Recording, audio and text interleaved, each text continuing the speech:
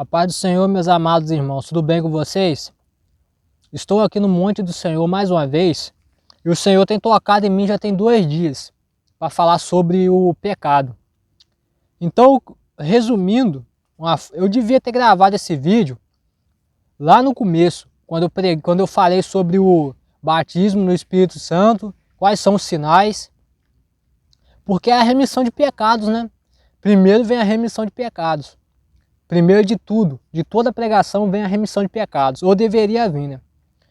Então hoje nós vamos falar sobre isso, irmão, sobre o pecado. O que é o pecado? Basicamente o pecado, ele é tudo aquilo que viola os mandamentos de Deus. Os mandamentos, os estatutos e os juízos de Deus. Então, irmãos, eu não vou citar cada pecado aqui, porque isso daí demoraria muito tempo. Mas basicamente é isso. Então eu vou deixar uma palavra chave aqui, né? Que a gente vai falar sobre ela. Se encontra no livro de 1 João, capítulo 5, versículo 14. O título é A Eficácia da Oração.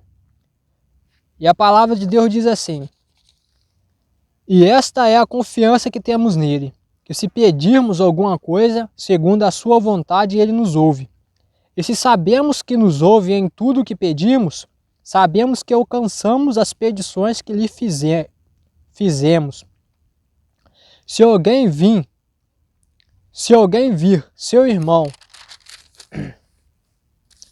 cometer pecado que não é para a morte, orará, e Deus dará a vida àqueles que não pecarem para a morte. Há pecado para a morte, e por esse não digo que ore. Amém? Então aqui no livro de 1 João, classifica o pecado como pecado para a morte espiritual e pecados que não são para a morte espiritual. Aqui diz aqui mais uma explicação aqui sobre isso. João aqui faz distinção entre 2 tipos de pecado. Pecado menos graves, que ocorrem inconscientemente ou sem a pessoa querer, e que não levam imediatamente à morte espiritual. E pecados terríveis, evidenciando rebelião deliberada contra Deus e sua palavra, resultante da morte espiritual ou conduzente a ela. É a separação da vida e a separação da vida de Deus. Como diz o livro de Romanos, capítulo 8, versículo 13. Então está bem explicado aqui, irmãos, o que é o pecado para a morte espiritual e o pecado que não é para a morte espiritual. Eu vou citar um exemplo aqui. O adultério é um pecado para a morte espiritual? Ele é um pecado para a morte espiritual, porque ele vai contra os mandamentos de Deus, né? Todo pecado que vai contra os mandamentos, os estatutos, os juízos de Deus é um pecado para a morte espiritual. E aqui a palavra de Deus fala que não é nem para a gente orar para esses pecados. Não é nem para a gente orar. Irmãos, eu acredito que todo tipo de pecado tem uma consequência negativa para a nossa vida espiritual. Porque a palavra de Deus diz que o pecado é que nos afasta de Deus. Mas aqui a palavra de Deus diz que a única coisa que tem de diferente de um pecado, classificado aqui no livro de 1 João, a palavra que a gente leu agora, pecado para a morte espiritual, pecado que não é para a morte espiritual, a única coisa que tem diferença são as consequências desse pecado. Um pecado para a morte espiritual tem uma consequência muito mais grave do que um pecado que não é para a morte espiritual. Vamos dar o exemplo do adultério. O rei Davi cometeu 2 tipos de pecado grave, que é para a morte espiritual, que a palavra fala, que é o adultério e o homicídio.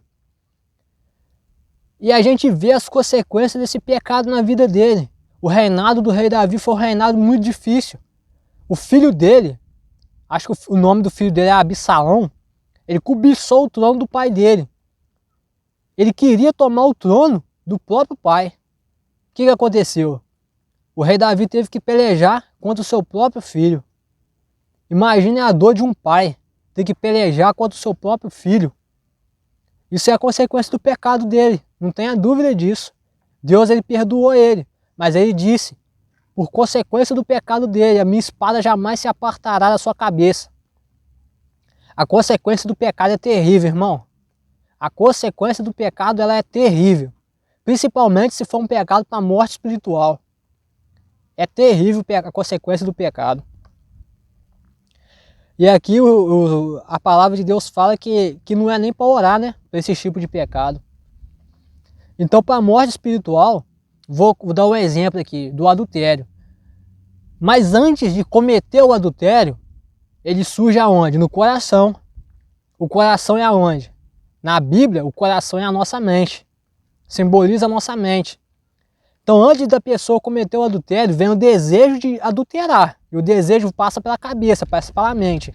Se a pessoa refrear esse desejo e esse pecado terminar na mente da pessoa, ficar só na cabeça da pessoa, ele peca, mas ele não tem umas consequências mais graves. Ele pede perdão e Deus perdoa. Não é um pecado para a morte espiritual. Agora, essa pessoa deseja consumar esse pecado, sentir o desejo na cabeça de adulterar, ir lá e trair, aí as consequências são muito piores. Uma das consequências piores é a retirada do Espírito Santo de Deus. Irmãos, tem muita gente aí pecando deliberadamente, desordenadamente, como se não houvesse amanhã, né? E achando que não vai ter consequências, irmãos. Tudo tem consequência. Pior coisa que tem é você perder o Espírito Santo de Deus. Aí eu te pergunto, essas pessoas que pecam para a morte espiritual e perdem o Espírito Santo de Deus, o que você acha que entra no lugar? A partir do momento que o Espírito Santo de Deus sai da pessoa que cometeu um pecado para a morte espiritual, entra espíritos malignos dentro dessa pessoa, irmãos. Porque a casa fica aberta. E Deus, e o Espírito Santo de Deus, não habita no templo que está na imundície. Aí até essa pessoa se arrepender pelos seus pecados, até a consequência desses pecados na vida dessa pessoa, que é cada um tem uma consequência diferente, negativa, até acontecer isso, até o Espírito Santo de Deus voltar a habitar essa pessoa, meu amigo, não é fácil não, tá? A pessoa vai passar por muita coisa ruim. Um dos pecados hoje que eu não vejo falar mais em algumas igrejas, são o pecado da vaidade. Irmãos, o rei Davi disse assim, vaidade, vaidade, tudo é vaidade. Mas, irmãos, não é porque o rei Davi disse isso que eu vou sair por aí cometendo pecado, né? Não é bem assim. Então o pecado da vaidade, geralmente ele é pecado porque está associado ao quê? A sedução, a atração, e a sedução ela é pecado. A sedução ela é pecado. Foi um tempo que as pessoas elas lutavam, né, contra a sedução na igreja. Não deixava mais entrar a sedução na igreja. Você não vai ouvir isso de pregação. Você não está acostumado a ouvir isso. Sabe por quê? Porque, infelizmente, já entrou nas igrejas. Não são todas as igrejas que entrou. Mas uma boa parte das igrejas, a sedução já está na igreja. A sedução ela é pecado. Eu me lembro de uma passagem, eu não me recordo aonde é o capítulo. Mas o apóstolo Paulo fala e ele critica algumas mulheres da igreja primitiva. Que essas mulheres elas usavam uma espécie de trançado no cabelo. Aí eu fiquei me perguntando por que ele criticou, né? No estudo pentecostal fala que ele criticou isso, essa prática das mulheres usar uma espécie de trançado no cabelo, porque elas colocavam fios de ouro no cabelo, para poder gerar atração, para poder gerar sedução. O apóstolo Paulo ele critica isso. Agora, se você for usar isso nos dias atuais, você fica espantado, irmão. Porque o que acontece? Se tudo aquilo que a mulher faz, a mulher e o homem, para gerar atração, gerar sedução no outro for pecado, hoje em dia está complicado, irmão. Hoje em dia o pecado está até em cima do púlpito. Não é verdade? É só a gente colocar no papel o que a pessoa faz para gerar atração. Existe um espírito maligno, o nome desse espírito maligno é pombagira. Você pode perguntar isso a qualquer pai de santo, de terreiro, de macumba que você quiser. ou algum irmão da sua igreja que já foi nessa área aí, né? Que já foi um ex-macumbeiro aí, dessa área aí. O que esse espírito maligno faz? Ele usa o corpo das pessoas para gerar atração, gerar sedução. Então, geralmente você reconhece uma pessoa que tem esse espírito maligno, gosta de mostrar o corpo, exibir o corpo. Isso é a coisa do espírito maligno. Não, a pessoa está na carne. Está na carne. Com certeza está na carne. Uma pessoa que gosta de exibir o seu corpo para gerar atração, sedução no outro, com certeza não é de Deus, né? Não é o Espírito Santo de Deus que está na pessoa. Não precisa nem pensar muito para poder dizer. Não é verdade? A Bíblia fala sobre o pudor. A Bíblia fala tanta coisa. Quem lê a Bíblia sabe o que é certo e o que não é. E o pior é que tem crente na igreja com um comportamento desse, irmãos. Isso é inaceitável. Isso é coisa de afastar a pessoa de qualquer como que diz? Qualquer cargo. Isso é grave. Não é nem para tomar Santa Ceia esse tipo de coisa. Na minha opinião, né? Porque está na carne. Primeiro se conserta primeiro. Uma coisa é a pessoa antes de conhecer Deus. Ah não, a pessoa antes de conhecer Deus tirava foto lá sem camisa, tirava foto lá de biquíni. Beleza. Mas a partir do momento que a pessoa conheceu a Deus, se verdadeiramente o Espírito Santo de Deus selou essa pessoa tem que parar esses hábitos. Porque é um hábito carnal. Hábito carnal. Isso gera vários pecados, não só dentro da pessoa que pecou, como também no outro, que o outro também vai ver, não é verdade? Então, irmãos, hoje nós sabemos o que é pecado para a morte espiritual e pecado que não é para a morte espiritual. Irmãos, estamos vivendo em tempos muito complicados, irmãos. Satanás, ele usa a moda para poder entrar nas igrejas. Então, irmão, se você é um crente remanescente, né? A Bíblia fala que sempre vai ter um remanescente. Sempre terá um remanescente na casa de Israel. Um que não se corrompeu. Se você é um desses que não se corrompeu, meus irmãos, que você rejeitou a bandeja do mundo, a bandeja de Satanás, presta atenção, irmãos. Porque a moda, ela é uma ferramenta do capeta, do diabo, para entrar nas igrejas hoje em dia. A própria palavra moda fala sobre o quê? Moda vem do quê? Vem do mundo. Moda, mundo, mundano. Então a moda, ela entra nas igrejas, mas o crente, ele tem que ser a contramão do mundo. A contramão. Ah, todo mundo tá pintando a cara lá de maquiagem lá, aí você vai e pinta também. Mas você sabe qual é o propósito disso? Você sabe o que significa? Você sabe o que gera esse tipo de coisa nas outras pessoas que estão em volta? Pode gerar consequências negativas, pode gerar consequências positivas. E qual é a intenção da pessoa? O pecado, ele vem pela intenção. Antes de pecar, a pessoa tem a intenção de pecar. Aí que é condenável à morte espiritual ou não condenável. Porque se eu tenho a intenção de pecar, mas eu não pequei, parou só na intenção, parou só na minha cabeça, o pecado tem a consequência muito menos grave. Agora, se eu tive a intenção de pecar, mesmo sabendo que eu ia pecar, tenha certeza que a consequência será muito mais grave do que isso. Tudo depende da intenção. Então as pessoas perguntam, é errado, por exemplo, usar calça na igreja? Depende da intenção. Para que você quer usar? Você quer usar por quê? É para gerar atração no outro? Se for, tá pecando. Se for para gerar atração, tá pecando.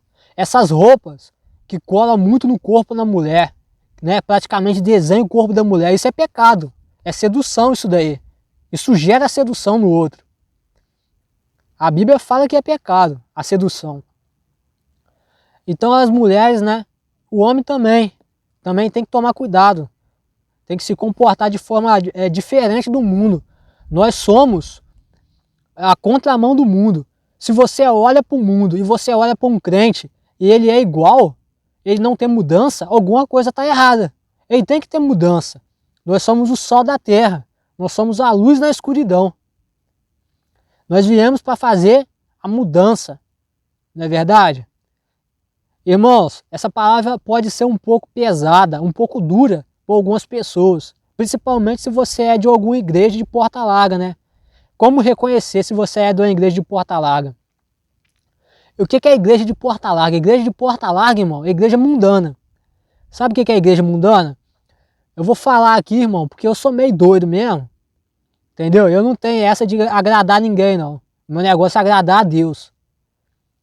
Igreja de Porta Larga, geralmente você vai saber que ela é uma igreja mundana, porque ela prega muito sobre prosperidade, ela prega muito sobre bênção, sobre bonança. Então a igreja de Porta Larga é uma igreja que está preparada para atrair multidões, mas eles não estão nem um pouco interessados em salvação, não estão nem um pouco interessados em alma, eles querem saber do seu dinheiro. Eles querem usar, eles querem atrair multidão, eles querem arrastar multidão, querem encher a igreja para ganhar dinheiro usando a sua fé e usando a sua esperança para isso. E tem muitas igrejas assim que tá assim. Tá uma bagunça, infelizmente. Nessas igrejas, você não vê nem manifestação de demônios. Por quê? Geralmente você não vê pessoas caindo endemoniadas. Por que que não cai? Porque a pessoa entra endemoniada e sai mais endemoniada ainda, irmão. É impressionante, porque para poder tirar o capeta de dentro da pessoa, a pessoa tem que estar com a vida de santidade. A pessoa tem que estar com a vida de santidade. O demônio não respeita a carne, não. O demônio não respeita a carne. Se a pessoa estiver com a vida torta diante de Deus, isso não vai nem afetar ele. Vai lá E tem muito hoje em dia que tem crente que vai na macumba. Tem crente que está na macumba e está dentro da igreja. E não interfere para eles. Agora, se eles vão em uma igreja onde, onde o pastor está com a vida reta diante de Deus, uma vida de santidade, vivendo a sã doutrina, correndo atrás de alma para Deus, você pode ter certeza que ele vai cair por terra. Porque nessa igreja que prega a sã doutrina, tem fogo que queima eles, tem fogo que queima os demônios, e eles não ficam de pé. As trevas não prevalecem, não conseguem prevalecer diante daqueles que seguem a sã doutrina, que vivam a vida de retidão a Deus. Amém? Então, irmãos, se vocês chegaram até aqui no final do vídeo, eu quero agradecer. Peço que vocês deixem o seu joinha aí. Se você estiver vendo esse vídeo pelo TikTok, me segue. E eu peço que vocês orem pela minha família, que eu estarei sempre orando pela família dos irmãos. E que a graça do Senhor esteja na vida de todos vocês. Amém?